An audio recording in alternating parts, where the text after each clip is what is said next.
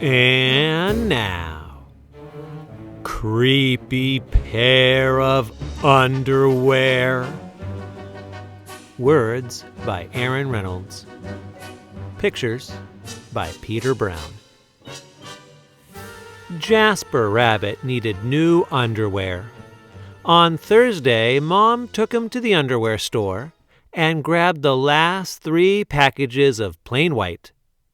But as they headed for the checkout, Jasper spotted them. Creepy underwear. So creepy, so comfy. They were glorious. Mom, can we get these?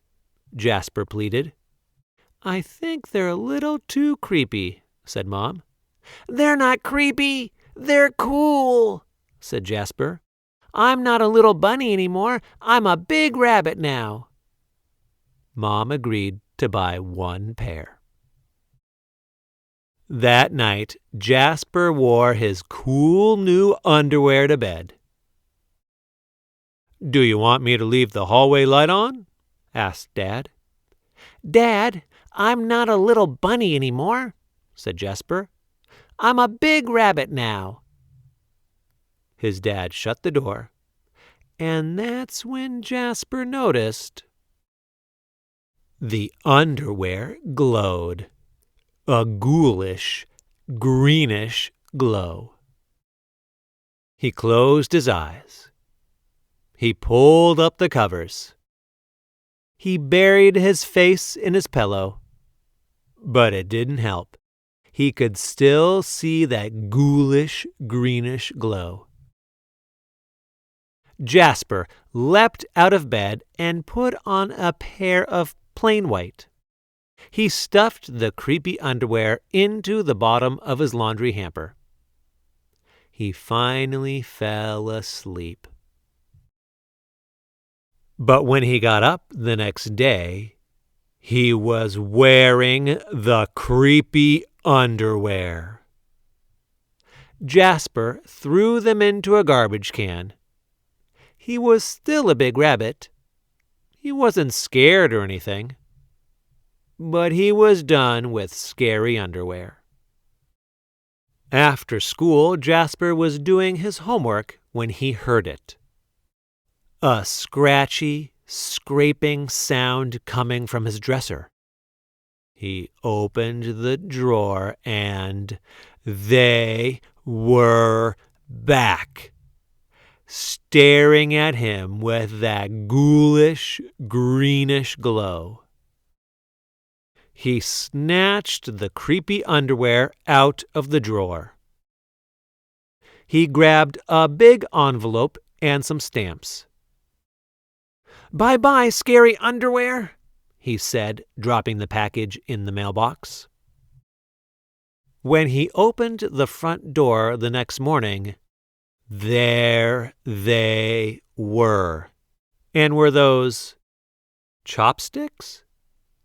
His creepy pair of underwear had somehow returned from China, and it had brought back souvenirs. Jasper grabbed his mom's good sewing scissors. She didn't like him using them, but this was an underwear emergency. This time, the creepy underwear were gone for good. At bedtime, he slowly opened his underwear drawer. Nothing. Just plain white undies. He searched under his bed. He shook out his lampshades. Phew! There was no sign of creepy underwear. He went into the bathroom to comb his ears. They were back. What's the matter with you? His mom asked. You're so jittery lately. Nothing, he yelped. A grown rabbit couldn't be terrified of his underpants. He seized the underwear. He snagged a shovel from the garage, and he rode. He didn't stop pedaling until he reached Creek Hanger Hill. Jasper began to dig. He dug until his hole was dark and deep and 100% underwear proof. He dropped the underwear in.